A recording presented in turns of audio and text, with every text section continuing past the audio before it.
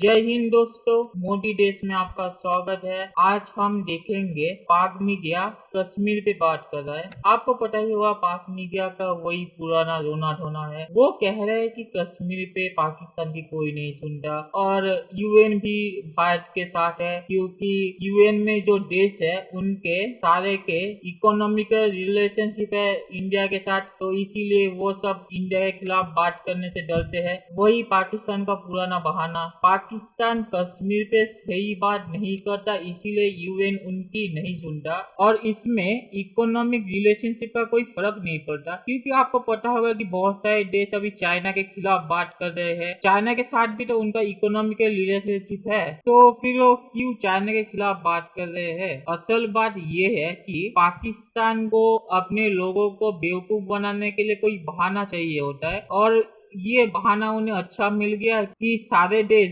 भारत के साथ मिल गए हैं और इसीलिए पाकिस्तान की कोई नहीं सुनता। ये वीडियो बहुत ही ज्यादा मजेदार है, तो इसे पूरा जरूर देखिएगा। तो चलिए देखते हैं ये वीडियो। हमारे साथ मौजूद हैं आज़ाद जम्मू कश्मीर के सदर सरदार मसूद अहमद खान साहब, उनसे बात करेंगे। सरदार साहब, यूनाइटेड नेशन में भी ये आवाज़ें हैं, तमाम जगह पर ये बात हो रही है, लेकिन क्या वजह है कि हमारी आवाज़ मजबूत नहीं है या अक़वाम मुत्तहिदा को सुनाई कम देता है? मैं ये कहूँगा कि पाकिस्तान जो है 5 अगस्त से लेकर अब तक मुसलसल कोशिश करता रहा है कि अक़वाम मुत्तहिदा में कश्मीरियों की आवाज़ पहुँचाई जाए, पाकिस्तान के उसूली मौक़िफ़ को पेश किया जाए और इस सिलसिले में कोई गफलत नहीं हुई, बल्कि गुज़श्ता बरस ये भी हुआ कि 50 साल के वक्फे के बाद सलामती काउंसिल ने था। और फिर यह है कि दफ्तर ख़ारजा जो है वो या वहाँ जो हमारे मुस्तक़िल मंदूब बैठे हुए हैं वो ये करते हैं कि अक़वाम मुत्तहिदा को मुसलसल आगाह कर रहे हैं कि कश्मीर में क्या हो रहा है, मक़बूज़ा जम्मू कश्मीर में क्या हो रहा है। और यानी ये जो न्यू डोमिसाइल रूल्स के हवाले से जो इनसे लैंड ग्रैब की जा रही है या इनके जो रोज़गार छीना जा रहा है या पूरी रियासत जो है वो कश्मीरियों से असल मालिक है उनसे छीनी जा रही है। तो पाकिस्तान जो दस्तावेज़ात की शक्ल में ये अक़वाम मुत्तहिदा की सिक्योरिटी काउंसिल को भी आगाह रखे हुए है और secretary general OIC United nation secretary general को भी आगाह रखे हुए है। लेकिन आपने दुरुस्त फरमाया और आपने अच्छे अल्फाज चुने कि क्या अक़वाम मुत्तहिदा को ऊंचा सुनाई देता है? नहीं, सुनाई उनको बराबर देता है, लेकिन असल में वो ये कर रहे हैं कि उसमें कम से कम मैं ऐसे 3 जो मुस्तकिल अरकान हैं वो इस तरफ बिल्कुल तवज्जो नहीं देते, बल्कि हिंदुस्तान की मौक़िफ़ की बिलवास्ता तायीद करते हैं। उसमें अमेरिका शामिल है, बरतानिया और फ़्रांस, क्योंकि ये काउंसिल के मुस्तकिल अरकान हैं।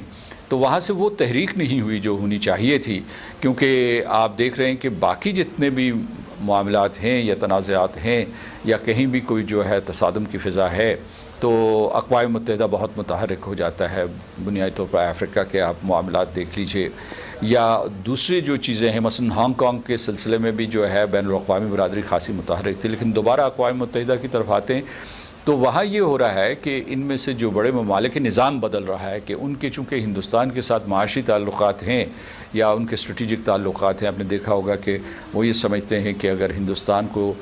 निशाना तनक़ीद बनाया जाएगा तो वहाँ से रद्द अमल होगा, और वो समझते हैं कि हिंदुस्तान की अहमियत ज़्यादा है, उसका वो रोल कि वो चीन को रोकेगा या उनके जो चीन के मामले में मकासद हैं, जो चीन का बढ़ता हुआ असर और रसूख है, जो उसकी फ़ौजी या माशी ताकत है, उसको कम करने के लिए, ख़त्म करने के लिए हिंदुस्तान जो है अपना मनफी किरदार अदा करेगा और उनके कहने के ऊपर जो है वो इक़दामात करेगा। क्योंकि यहाँ पर लेकिन दूसरी जानिब अगर हम ये देखते हैं कि एक सियाफ़ाम का कत्ल अमेरिका में होता है, अमेरिका के अंदर आवाज़ उठ रही है, यूरोप के अंदर है, बरतानिया में है, दीगर ममालिक जो है वहाँ तक ये बात हो रही है, लेकिन क्या वजह है कि मुस्लिम उम्मा वो यकजान नहीं है, वो सो रही है, OIC का किरदार हमें कहीं नज़र नहीं आ रहा है, तो जो किरदार होना चाहिए वो क्या होगा? हिंदुस्तान के जो इक़दामात हैं 5 अगस्त के, 31 अक्टूबर गुज़श्ता बरस के और इस साल के जो 2 अप्रैल के डोमिसाइल रूल्स के हवाले से हैं, जो गैर क़ानूनी आबादकारी हो रही है हिंदुओं की मक़बूज़ा इलाक़े में, इसके ऊपर उन्होंने آواز بھی بلند کی ہے اور ان کی شدید مذمت بھی کی ہے اور ان کو غیر قانونی بھی قرار دیا ہے. تو اس حد تک جو ہے OIC اس کے 57 ملک آپ کے ساتھ کھڑے ہیں اور کشمیریوں کے ساتھ کھڑے ہیں. یہ امر باعث اطمینان ہے. لیکن جو چیز جو منفی پہلو ہے اس کا وہ یہ ہے کہ منفی پہلو اس کا یہ ہے کہ جو انفرادی سطح پہ حکومتیں جو ہیں، جو بڑی بڑی حکومتیں ہیں، جو بڑی امیر و کبیر حکومتیں ہیں، وہ ہمارا ساتھ یا ہمارے موقف کی ہمارا ساتھ نہیں دے رہی یا ہمارے موقف کی حمایت نہیں کر رہی. تو یہ ایک المیہ ہے. دوسرا یہ میں آپ کو بتاتا ہوں کہ آپ نے جارج فلائیڈ کا حوالہ دیا، تو میں ہمیشہ یہ کہتا ہوں کہ جارج فلائیڈ کے لیے ساری دنیا اس لیے کھڑی ہوئی تھی کہ پہلے امریکی قوم کھڑی ہوئی تھی. امریکی قوم سے میری مراد یہ ہے کہ ان کی سول سوسائٹی، ان کی سیاسی جماعتیں، ان کی جامعات، ان کے جو آزادانہ سوچ رکھنے والے لوگ ہیں وہ کھڑے ہو گئے تھے. تو جب وہ کھڑے ہوئے تو دنیا ان کے ساتھ کھڑی ہو گئی. اب یہاں یہ ہے کہ پاکستان میں ہم مختلف مسائل میں الجھے ہوئے ہیں. آئے دن جو ہے دست بغریباں ہو جاتے ہیں، کسی نہ کسی موضوع کے اوپر الجھ جاتے ہیں. آج آپ صورتحال دیکھ لیجئے کہ 2 اپریل کے بعد جو نیو ڈومیسائل رولز ہیں اس میں اس پیمانے پہ احتجاج نہیں کیا گیا. کچھ تو کووڈ-19 کی وجہ سے ہے، لیکن اسی کووڈ-19 کے پردے میں ہندوستان نے ان کو شکار بنانے، نشانہ بنانے کی کوشش کی ہے، مسلمانوں کو اور اس کے مقبوضہ جموں و کشمیر کے مسلمانوں کو. لیکن وہ رد عمل سامنے نہیں آیا. احتجاج کی وہ کیفیت نہیں تھی جو جارج فلائیڈ کی تھی کہ پوری حکومت سب یا پوری ریاست جو ہے وہ سب کام چھوڑ چھاڑ کے مظاہرے کرتی اور اتنی تعداد میں آتے جس تعداد میں وہاں امریکہ میں آئے تھے جارج فلائیڈ کے لیے لوگ. تو ساری کی ساری دنیا جو ہے نہ صرف سیٹلائٹ سے دیکھتی باقی ٹیلی ویژن نیٹ ورکس دیکھتے.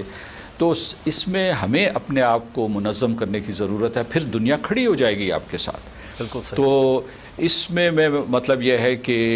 یہ بھی میں اپیل کرنا چاہتا ہوں کہ جب کشمیر ساتھ جل رہا ہے، جو آپ کے جسم کا ایک عضو ہے، جو آپ کی ریاست کا ایک حصہ ہے، جب آپ اس کے لیے متحد ہو کے کھڑے ہوں گے، بیک زبان اپنے تمام سیاسی اختلافات بھول کے، پارلیمنٹ اور دوسرے جو ادارے ہیں، جو سیاسی جماعتیں ہیں، ان کے سربراہان، وہ جب کھڑے ہو جائیں گے تو دنیا آپ کے ساتھ کھڑی ہو جائے گی. آپ مشرق وسطیٰ بھی آپ کے ساتھ کھڑے